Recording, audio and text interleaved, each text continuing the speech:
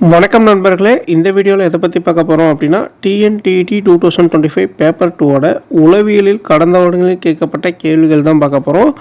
Already ஒரு video போட்டிருக்கேன், இது ரெண்டாவது வீடியோ. ஓகேங்களா, இப்போ வந்து ஃபஸ்ட் கொஸ்டின் பார்க்கலாம்.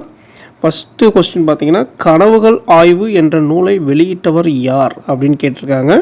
கனவுகள் ஆய்வு என்ற நூலை வெளியிட்டவர் சிக்மண்ட் பிராய்டு. ஓகேங்களா, சிக்மண்ட் பிராய்டு. அடுத்த கொஸ்டின், கற்பித்தலின் முதல் படிநிலை திட்டமிடுதல். ஓகேங்களா, கற்பித்தலின் முதல் படிநிலை என்னன்னு கேட்டிருக்காங்க, அதுக்கு திட்டமிடுதல். அடுத்த கொஸ்டின், கருவுறுதலின் போது ஆணிடமிருந்து பெறப்படும் குரோமோசோம் என்னன்னு கேட்டிருக்காங்க, அதுக்கு ஒய் குரோமோசோம். கருவுறுதலின் போது ஆணிடமிருந்து பெறப்படும் குரோமோசோம் ஒய் குரோமோசோம். அடுத்த கொஸ்டின், நுண்ணறிவு சார்ந்த பன்முக காரணி கோட்பாட்டினை அளவிட தாண்டை கூறும் வழி யாதுன்னு கேட்டிருக்காங்க. அதுக்கு ஆன்சர் பார்த்தீங்கன்னா சிஏவிடி. ஓகேங்களா, சிஏவிடி. அடுத்த கொஸ்டின், குமரப்பருவம் ஒரு சிக்கலான அமைதியற்ற பருவம் என கூறியவர் யாருன்னு கேட்டிருக்காங்க, ஸ்டான்லி ஹால். ஓகேங்களா, ஸ்டான்லி ஹால் அப்படிங்கிறவர் குமரி பருவம் ஒரு சிக்கலான அமைதியற்ற பருவம் என கூறியவர்.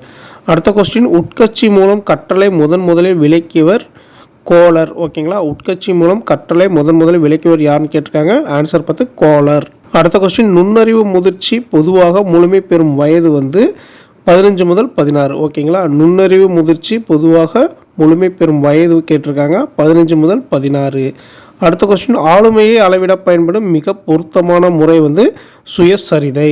ஆளுமையை அளவிட பயன்படும் மிக பொருத்தமான முறை சுயசரிதை. அடுத்த கொஸ்டின், மூளையில் ஏற்படும் நினைவிற்கு மிக முக்கியமான காரணமான வேதிப்பொருள் ஆர்என்ஏ.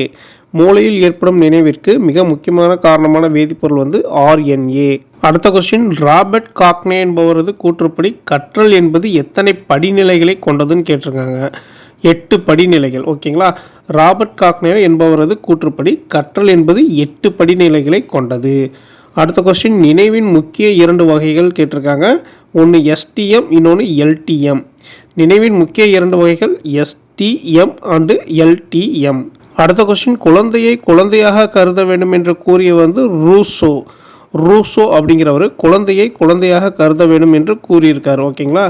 அடுத்தது, நுண்ணறிவு 2 காரணிகளால் ஆனது என கூறிய உளவியல் அறிஞர் யாருன்னு கேட்டிருக்காங்க, ஆன்சர் பார்த்தீங்கன்னா ஸ்பியர்மென். ஓகேங்களா, ஸ்பியர்மென்னுங்கிறவர் நுண்ணறிவு 2 காரணிகளால் ஆனது என கூறிய உளவியல் அறிஞர். அடுத்த கொஸ்டின், நம் கவனம் செலுத்தும் பொருளினின்று நம் கவனத்தை வேறு பக்கம் இழுத்து இடையூறு செய்பவை கவனச்சிதைவு என்று பெயர். ஓகேங்களா, நம் கவனம் செலுத்தும் பொருளினின்று நம் கவனத்தை வேறு பக்கம் இழுத்து இடையூறு செய்பவை வந்து கவனச்சிதைவுன்னு சொல்கிறாங்க. அடுத்த கொஸ்டின், சமூக மனவியல் வல்லுநர் யாருன்னு கேட்டிருக்காங்க, ஆன்சர் பாவ்லாவ். ஓகேங்களா, சமூக மனவியல் வல்லுநர் யார் என்று கேட்டதுக்கு பாவ்லாவ் வந்து ஆன்சர். அடுத்த கொஸ்டின், ஒரு கரு இரட்டையர் சோதனை நிகழ்த்த இடம் எது அப்படின்னு கேட்டிருக்காங்க, அயோவா. ஓகேங்களா, ஒரு கரு இரட்டையர் சோதனை நிகழ்ந்த இடம் வந்து அயோவா. அடுத்த கொஸ்டின், தர்ஸ்டனின் நுண்ணறிவு கொள்கையில் உள்ள மனத்திறன்களின் எண்ணிக்கை கேட்டிருக்காங்க, 7. ஓகேங்களா, தர்ஸ்டனின் நுண்ணறிவு கொள்கையில் உள்ள மனத்திறன்களின் எண்ணிக்கை எத்தனை கேட்டிங்கன்னா 7. அடுத்து, பிறந்த குழந்தையின் மனவெழுச்சி வளர்ச்சி எதனுடன் அதிகம் தொடர்புடையது, அதாவது உடல் தேவையை பொறுத்தது. ஓகேங்களா, பிறந்த குழந்தையின் மனவெழுச்சி வளர்ச்சி எதனுடன் தொடர்புடையதுன்னு கேட்டிருக்காங்க, அதிகம் தொடர்புடையதுன்னா உடல் தேவை. அடுத்த கொஸ்டின், சிந்தித்தல் தீர்மானித்தல் போன்ற மன செயல்களின் மையமாக திகழ்வது பெருமூளை. ஓகேங்களா, சிந்தித்தல் தீர்மானித்தல் போன்ற மன செயல்களின் மையமாக திகழ்வது வந்து பெருமூளை. அடுத்த கொஸ்டின், மன செயல்களினால் ஏற்படும் மாற்றம் அப்படின்னு கேட்டிருக்காங்க, அதுக்கு அறிவுத்திறன் வளர்ச்சி. மன செயல்களினால் ஏற்படும் மாற்றம் என்னன்னு கேட்டிருந்தாங்கன்னா அறிவுத்திறன் வளர்ச்சி. அடுத்த கொஸ்டின், உட்காட்சி வழிகற்றலை உருவாக்கியவர் வந்து கோஹெலர். ஓகேங்களா, உட்காட்சி வழிகற்றலை உருவாக்கியவர் கோஹெலர். அடுத்த கொஸ்டின், மனவெழுச்சி எழுதுவதற்கான காரணம் என்னன்னு கேட்டிருக்காங்க, அதுக்கு வந்து மனவெழுச்சி நீட்சி. ஓகேங்களா, மனவெழுச்சி எழுதுவதற்கான காரணம் என்ன அப்படின்னு கேட்டதுக்கு வந்து மனவெழுச்சி நீட்சி தான் ஆன்சர். ஓகேங்களா. அடுத்த கொஸ்டின், மனநோயை ஹிப்னாட்டிக் மூலம் குணப்படுத்தலாம் என கூறியவர் யார், பிராய்டு. ஓகேங்களா, பிராய்டுங்கிறவர் மனநோயை ஹிப்னானிசம் மூலம் குணப்படுத்தலாம் என கூறியிருக்காரு.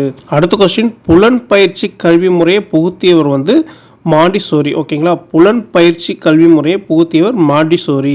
அடுத்த கொஸ்டின், வாக்கெடு எந்த உளவியல் முறையின் ஒரு வகை அப்படின்னு கேட்டிருக்காங்க, அதுக்கு ஆன்சர் வினா வரிசை முறை. வாக்கெடு எந்த உளவியல் முறையின் ஒரு வகைன்னு கேட்டதுக்கு வினா வரிசை முறை தான் ஆன்சரு. அடுத்த கொஸ்டின், தீவிர மனநோய்க்கு எடுத்துக்காட்டு மனச்சிதைவு.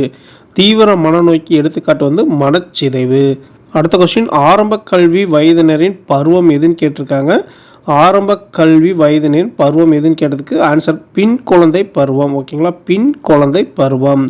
அடுத்த கொஸ்டின், உற்று நோக்கல் முறையில் முதற்படி அப்படி என்னன்னு கேட்டிருக்காங்க. அதுக்கு உற்று நோக்குதல். உற்று நோக்கல் முறையில் முதற்படி வந்து உற்று நோக்குதல்.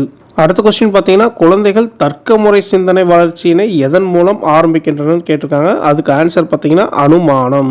அதாவது குழந்தைகள் தர்க்க முறை சிந்தனை வளர்ச்சியினை எதன் மூலம் ஆரம்பிக்கின்றனன்னு கேட்டிருக்காங்க. அதுக்கு அனுமானம். அடுத்து, நடத்தையை பற்றி ஆராயும் இயல் வந்து உளவியல். நடத்தையை பற்றி ஆராயும் இயல் உளவியல். ஓகே நண்பர்களே, இது போன்ற தமிழ் அப்புறம் வந்து உளவியல் வந்து இன்னும் போட்டிருக்கேன் வீடியோஸு. அது நம்ம சேனலில் இருக்குது, செக் பண்ணி நீங்கள் பார்த்துக்கலாம்.